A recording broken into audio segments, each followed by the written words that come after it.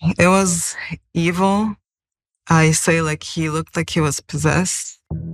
Like a nightmare that never goes away, Maria Suska says she will never forget what she just recently told police happened one night 10 years ago. The more I said stop, the more he got violent with me.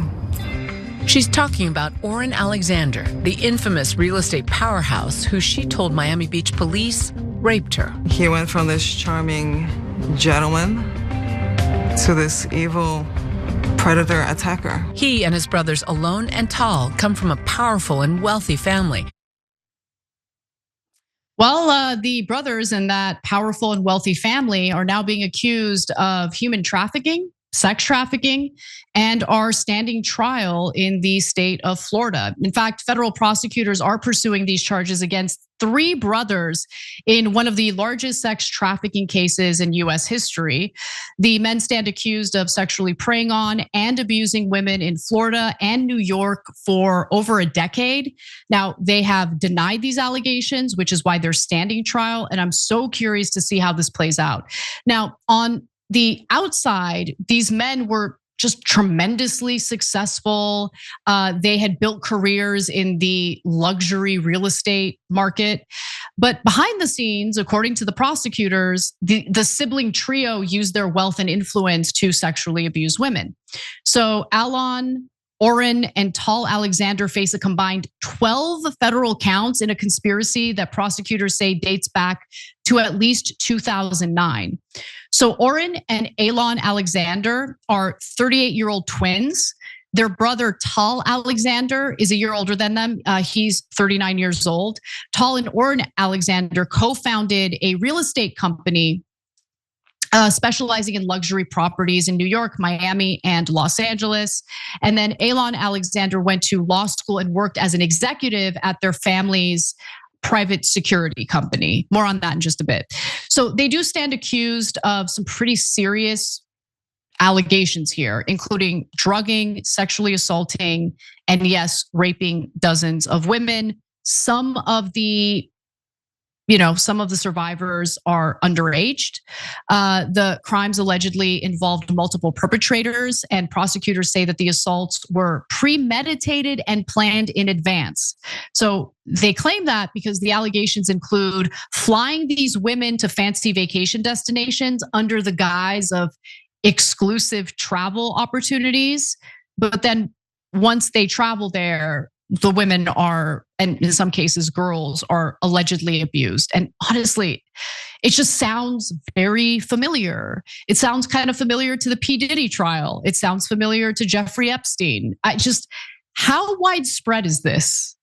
Now, look, they might be totally innocent. They're still standing trial, and we live in a judicial system where someone is innocent until proven guilty, right? So just keep that in mind. But I do want to go over some of the allegations. At least 8 accusers are expected to testify, including a woman who was 16 years old at the time of her alleged assault. The brothers face sentences ranging from 15 years to life in prison if convicted. Now, they're not allowing cameras in the courtroom, but there are reporters there, and I've been watching some of their reports immediately following the proceedings. And there was a victim who did testify, the one that I just referred to, who says that she was 16 at the time of her alleged assault. So in her opening statements, you have the prosecutor, Madison Smizer, who was, by the way, one of the prosecutors for the Diddy trial. Here's what she says. For years, they wanted to lure in girls with promises of parties and trips. And when they got there, the defendants raped them. The brothers used whatever means necessary, sometimes drugs, alcohol, sometimes brute force, to carry out their rapes. Some of the victims were underage and said no. Some were incoherent, but none of that mattered to the brothers because they were going to have sex with these victims no matter what. For over a decade, they masqueraded as party boys when really they were predators. Now, again, remember, that is the opening statement coming from the prosecutor in this case. There was actually a new charge, though, of sexual abuse that was added in the most recent superseding indictment. And it alleges that Oren Alexander and his twin brother, Alon, sexually abused someone who was physically incapacitated. According to prosecutors, the alleged assault of a woman who was physically incapable of declining participation occurred around January of 2012 aboard a Bahamian flagged cruise ship that departed from and returned to the United States. And women are testifying in this trial. So, for instance, another woman who testified under a pseudonym, Katie Moore, that's not her real name, that's what pseudonym means, said that she was drugged and raped by Alon Alexander after a night in New York City. Apparently they went dancing. The next thing I remember is coming to instantly like a switch. And I was laying naked across a bed with Alon standing over me, who was naked as well. In that moment, I had no idea what happened.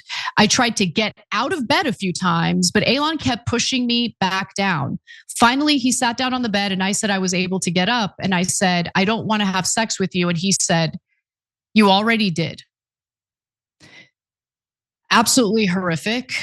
So the charges the men are facing are, by the way, not even related to Moore. Moore decided not to pursue charges. She says that she didn't want this rape to define her future, which is probably why she's willing to testify under a pseudonym. But lawyers for the defense argue that while the men did in fact have sex with some of the women, it wasn't rape, that it was totally consensual. So Tenny Garagos, who's the defense attorney for the men, argues that this case is about shame, opportunity, and money. Nice, Tenny. The truth is something far more ordinary. 3 brothers, successful, yes. Ambitious, yes. Social, yes. Single men who liked and pursued women at nightclubs, bars, restaurants, and apps. That is not trafficking. That is dating. That is hooking up.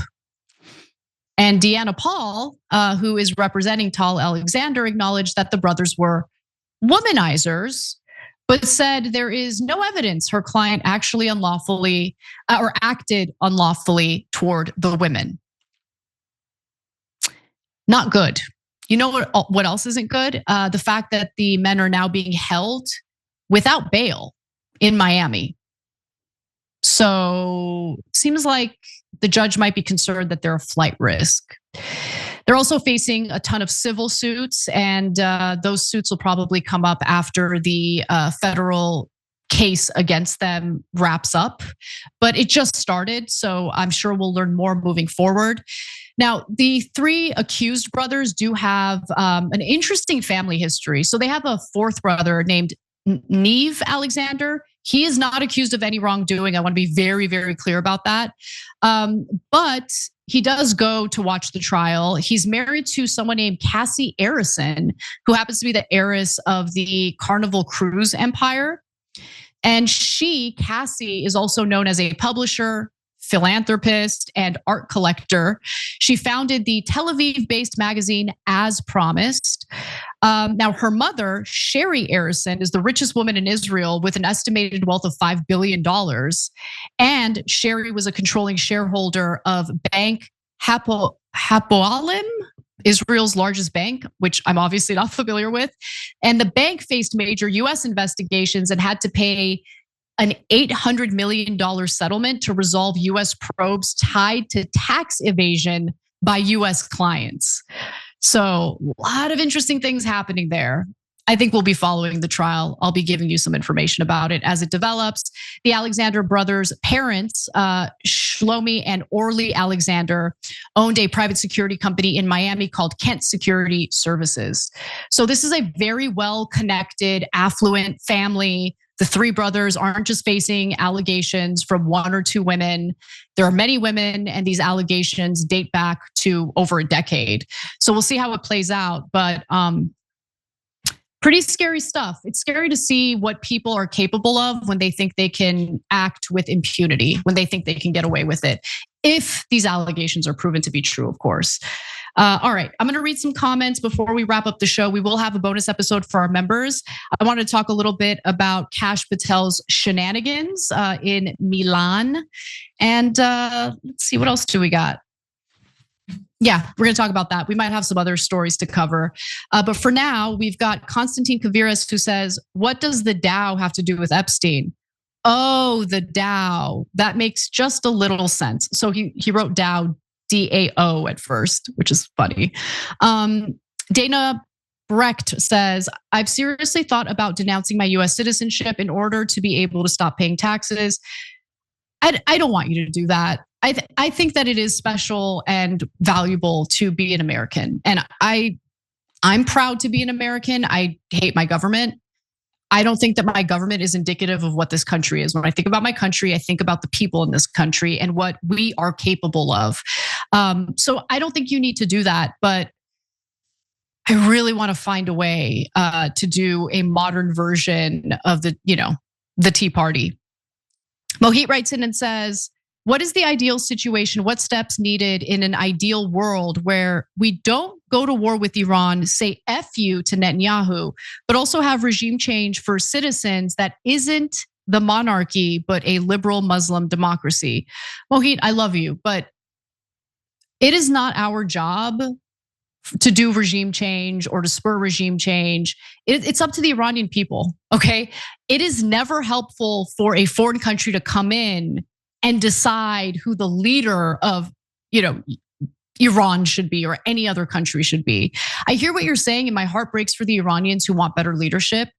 I think our time though is best served in focusing on Americans getting better leadership in our government, okay?